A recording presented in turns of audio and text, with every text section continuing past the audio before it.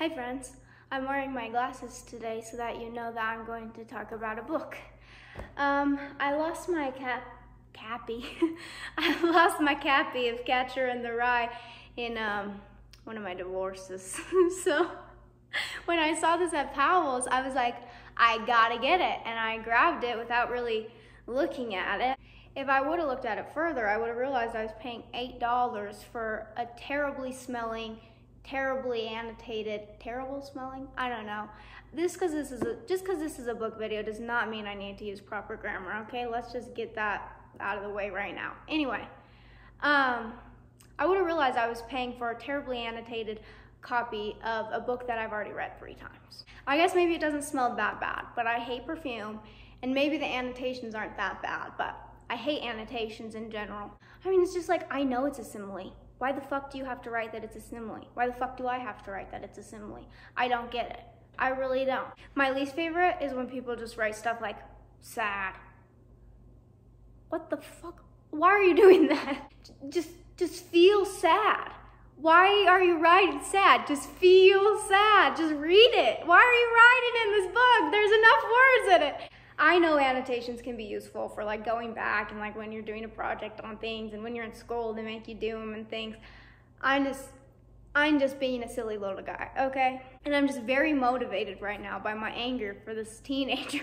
Kind of ironic because people's anger at this teenager, the one inside the book, is also motivating me. So I'm motivated by my own anger towards a teenager and other people's anger towards another teenager. And before obtaining this copy, I've already seen people in real life and heard people online, switch those, like say, just misunderstand the novel and misunderstand Holden. And so, I don't know, I already had opinions, but then like experiencing it in this context, it made me really just feel the need to come to Holden and Salinger's defense. Well, I won't be defending Salinger, like leaving his wife and children for a 19-year-old and hooking up with and marrying a bunch of other younger women and stuff like that. I'm not gonna be like defending Salinger. I just mean the book, this one. And I won't be defending the misogyny, Salinger's or Holden's either. Like, I'm not gonna be defending everything. It's gonna be nuanced, and it's not gonna go in order. It's not going to be a plot breakdown or a regular book review or anything fancy, anything like that. It's just gonna be very opinionated, very all over the place. Strap in. And when I say people misunderstand the book, I know that art can be interpreted in many different ways, especially novels. But like, I think if the author had obvious intentions and you are missing those intentions, then you are misunderstanding the book. And I think that Tumblr post, it's like, oh, maybe the curtains were just blue. I think that ruined an entire generation of people. Maybe we'll continue to ruin generations with that kind of thinking being spread. And this is just definitely not one of those books where the curtains are just blue, okay? All right, Holden Caulfield, one of the most unfairly hated MCs in literature, maybe ever. Think about Holden Caulfield and what do you think? Angsty teen, maybe? The person who annotated this sure thinks that. Look at this, page 6. He's the angsty teen. And I don't think that's a completely inaccurate assessment of character. I just think that the book is more nuanced than that. And Holden is more nuanced than that. I think the reason that this novel finds its way onto so many high schools' curriculum is obviously the symbolism and all that, but mostly because Holden is a teenage boy and he is relatable to other teenagers. But I also think him being relatable to other teenagers makes teenagers hate him because teenagers hate themselves, and then they grow up and go into adulthood and they don't really remember the book, but they remember that they hated this guy. Okay, let's talk about Holden and his maturity for a second. This is about the 4th school I've gone to. I shook my head. I shake my head quite a lot. Boy, I said. I also say boy quite a lot. Partly because I have a lousy vocabulary and partly because I act quite young for my age sometimes. I was 16 then, and I'm 17 now. And sometimes I act like I'm about 13. It's really ironical because I'm 6'2.5" and I have gray hair. I really do. This one side of my head, the right side, is full of millions of gray hairs. I've had them ever since I was a kid, and yet I still act sometimes like I was only about 12. Everybody says that, especially my father. It's partly true too, but it isn't all true. People always think something's all true. I don't give a damn, except that I get bored sometimes when people tell me to act my age. Sometimes I act a lot older than I am. I really do, but people never notice it. People never notice anything. Oh, so we can already see that what Holden said about his vocabulary is true. Since the novel is written from a first-person perspective, Salinger uses a more juvenile style. He embodies the voice of Holden by using choppier, simpler sentence structure, and he uses words like crap and turd. And so Salinger definitely does this on purpose, but because of this, a lot of people inadvertently call Salinger's actual style juvenile, which I would not really necessarily disagree with. But what I mean by that, like, is if you read his other works, you'll see that a lot of what people chalk up to being Holden's voice is actually literally just how Salinger writes, and he's just not that fancy of a writer, I guess you could say, in a nice way. And I just think that's really funny. Like, if you read Franny and Zooey, Raise Hide the Roof Beans, Carpenters, what is it? Simon? I don't remember. But if you read his other works, you will see how much of his authentic writing style is actually in here. Like, a lot of people think that Holden swears a lot because he's like the edgy teen or whatever. And they joke a lot about how much he says goddamn. And I do think that Salinger definitely plays it up for Holden's character. But if you read his other work, he is always saying goddamn. And it reminds me. And there's plenty of jokes about that. I'm not the first person to notice that. I'm not saying I'm the only person who knows that. I'm just saying a lot of people, I don't know. Play the BoJack Horseman clip. This is my art, god damn it, I'm J, goddamn D, goddamn Salinger. Like, yes, Holden speaks like a teenager, but also Salinger's style in general is pretty unsophisticated. And I'm not hating on him for that. I'm not being a Salinger hater right now. I freaking love this book. I like his writing style. I like a lot of his works. A lot of people first notice the excessive swearing for obvious reasons. Goddamn is said 90 goddamn times. But the phrase sort of is found in the novel at least 179 times. And that I find even more compelling than the amount of swearing. Or the fact that the word phony, or variations of the word phony, appear 47 times. That's crazy. A popular criticism of Holden is that he's always complaining about phonies when he is himself a phony, and to that I say, yes. And even Holden himself admits this, and it doesn't take a genius to see that he's obviously projecting. I don't think projecting is at least in this sense, is a good enough reason to despise someone, like so many of you despise this man, this teenage boy. You know who else is a hypocritical person that projects their own flaws onto other people? You. So, he's always complaining about something. And you're always complaining about him. You hate him because he's whiny, but you're whining about him. How's that for projection?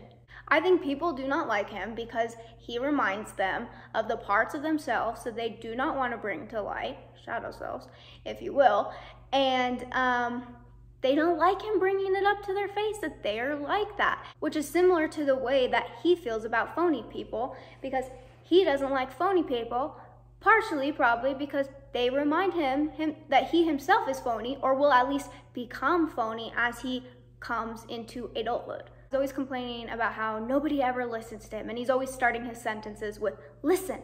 And to us and to in his actual verbal life to characters in the book, he's always saying listen. And I mean, he's right, nobody does listen to him. I mean, he even paid a prostitute and even she wouldn't listen to him. So I mean, he's not wrong there, but he doesn't listen to other people either, and he even admits that. Here, my dear friend, my dear enemy, says he doesn't take anything seriously right after he says he wishes he was dead. Also, He may be apathetic at times, but that doesn't mean he doesn't take anything seriously. Especially not in this instance, because in this context, he's lying to Ackley to distance himself from him because he doesn't want to get personable with him because he thinks he's an idiot, which he literally just said. How stupid can you be? I'm sorry, I know this is probably a teenager that I'm yelling at, but this is mostly for the adults that have still stayed with their hatred for Holden. I also have to believe that the person who wrote this is more grown up now and at least hopefully 18. So hopefully I'm at least now yelling at a legal adult. But the difference between me and this annotator is that I have compassion for this teenager, both of them, the one in the book and the one that annotated the book, and I know that that's just how teenagers are, and they don't, because they have not yet grown to adulthood. Holden is semi-self-aware and also an unreliable narrator at the same time. Like, he'll tell us that he kept getting told to lower his voice, but that he wasn't yelling, which leads the reader to believe he probably was raising his voice and just not realizing it. His pessimistic attitude also makes him unreliable, as does his misogyny, as previously mentioned. Some of these flaws he is unaware of, like the misogyny. And that could be that J.D. Salinger's not even aware that he's being misogynistic as he's writing, or it could just be Holden being Holden. Lex, why are you defending a misogynist? I thought you were a feminist. Because he's more than just a misogynist, and he will hopefully grow out of it. And also, I am painting a complex, nuanced portrait of a character, okay? Also, there are so many more hateable characters in this book. Yet you fixate on Holden. Whenever anyone brings up Catcher in the Rye, it's always, oh, Holden's so annoying. Not, oh, that was so terrible when those kids pushed another kid out a window to his death. Hardly ever hear any complaints about the ambiguously creepy teacher. Honestly, depending on the way you read it, not so ambiguous. Honestly, we don't even need to read it. The part that I mainly want to focus on is the fact that Holden says that that sort of thing has happened to him multiple times. And so of course he's obsessed with innocence and preserving innocence when he himself has lost his, not on his own accord, and he's watching his little sister knowing that she will eventually lose her innocence. And I don't mean that in a sexual way, I mean just her childlike wonder and all that. Speaking of Holden's relationship with his sister, it is good and it is normal, and I have heard people accuse him of being a pedophile, and that kind of shit pisses me off. That kind of talk is just such a gross misunderstanding of their relationship, and people are like, oh, he talks about Phoebe so much and he talks about her in this weird way. He talks about her so much in this weird way because he is obsessed with innocence. That's the title of the book. We'll get to that in a second, but use your brain for a second. Use your critical thinking skills for 5 seconds. While I was sitting down, I saw something that drove me crazy. Somebody'd written, "fuck you," on the wall. It drove me damn near crazy. I thought how Phoebe and all the other little kids would see it, and how they'd wonder what the hell it meant. And then finally some dirty kid would tell them, all cockeyed naturally, what it meant, and how they'd all think about it, and maybe even worry about it for a couple days. I kept wanting to kill whoever'd written it. I figured it was some perverty bum that sneaked into the school late at night to take a leak or something, and then wrote it on the wall. I kept picturing myself catching him at it, and how I'd smash his head on the stone steps till he was good and goddamn dead and bloody. But I knew too, I wouldn't have the guts to do it. I knew that. That made me even more depressed. I hardly even had the guts to rub it off the wall with my hand, if you want to know the truth. I was afraid some teacher would catch me rubbing it off and would think I'd written it. But I rubbed it out anyway, finally. Then I went up to the principal's office. In all honesty, that was probably written by another kid, but Holden is wanting to protect these kids' innocence, and he doesn't want to even imagine the fact that another kid would write that. And in a similar vein, he talks about how he literally wants to stop time when he's in the museum, and talks about how things are all locked away and glassed off forever and forever protected, and he talks about how some things should be locked away and preserved like they are in the museum. Which brings us to how this novel got the title. You know that song, "If a Body Catch a Body Coming Through the Rye"? It's "If a Body Meet a Body Coming Through the Rye," old Phoebe said. It's a poem by Robert Burns. I know it's a poem by Robert Burns. She was right though. It is if a body meet a body coming through the rye. I didn't know it then though. I thought it was if a body catch a body, I said. Anyway, I keep picturing all these little kids playing some game in this big field of rye and all. Thousands of little kids. And nobody's around. Nobody big, I mean, except me. And I'm standing on the edge of some crazy cliff. What I have to do, I have to catch everybody if they start to go out over the cliff. I mean, if they're running and they don't look where they're going, I have to come out from somewhere and catch them. That's all I do all day. I just be catcher in the rye and all. I know it's crazy, but that's the only thing I'd really like to be. I know it's crazy. Excuse me. Oh, yes, I've read this book like 7 times. Yes, that part still makes me cry. Don't you see? He wants to be a protector of innocence. What a pure intention. How can you hate this little guy?